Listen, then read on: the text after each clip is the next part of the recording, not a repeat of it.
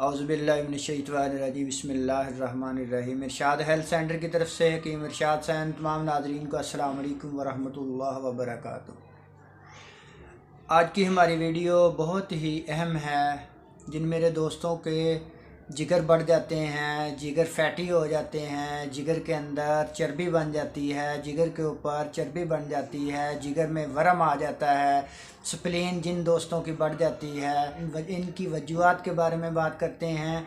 सबसे पहले वजह है कि जिन लोगों को क्रॉनिक फीवर होता है, मसलन टाइफाइड बुखार, मलेरिया बुखार या डेंगू बुखार, जो वो सिम्टम हैं, इनकी वजह से ये लीवर बढ़ना शुरू हो जाता है, स्प्लीन बढ़नी शुरू हो जाती है।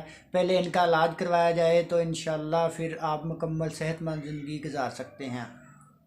नंबर 2 पर इसका बहुत बड़ा सिम्टम है कि जिन मेरे दोस्तों को मैदे के मसाइल हैं, जिनके मैदे के अंदर तज़ाबियत हो जाती है, गैस हो जाती है, बदहज़मी हो जाती है, मैदे के अंदर अल्सर बन जाते हैं, मैदे के अंदर ज़ख़म बन जाते हैं, मैदे के अंदर वरम बन जाते हैं, इंटेस्टाइन में स्वेलिंग हो जाती है, मैदा प्रॉपर काम नहीं करता, ग़िज़ा हज़म नहीं होती।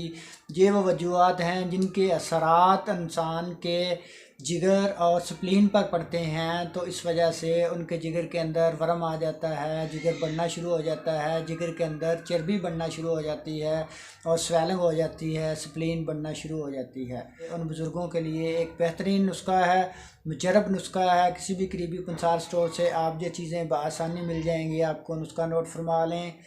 नंबर 1 पर आपने राई लेनी है 30 ग्राम। नंबर 2 पर सुहागा बरियाँ लेना है आपने 30 ग्राम।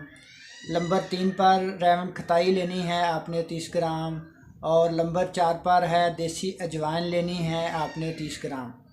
ये 4 किस्म की चीज़ें हैं। किसी भी करीबी पंसार स्टोर से आपको बआसानी मिल जाएंगी। लेने के बाद इनको बारीक पाउडर बना लें और किसी भी बर्तन में महफूज कर लें। इसका तरीका इस्तेमाल ये है कि 500 मिलीग्राम वाले खाली कैप्सूल उनके अंदर फिलिंग कर लें। एक कैप्सूल सुबह को, एक शाम को आपने ताज़ा पानी के साथ इस्तेमाल करना है। तो इंशाअल्लाह चंद ही दिनों में अल्लाह पाक शिफा अता फरमाएंगे।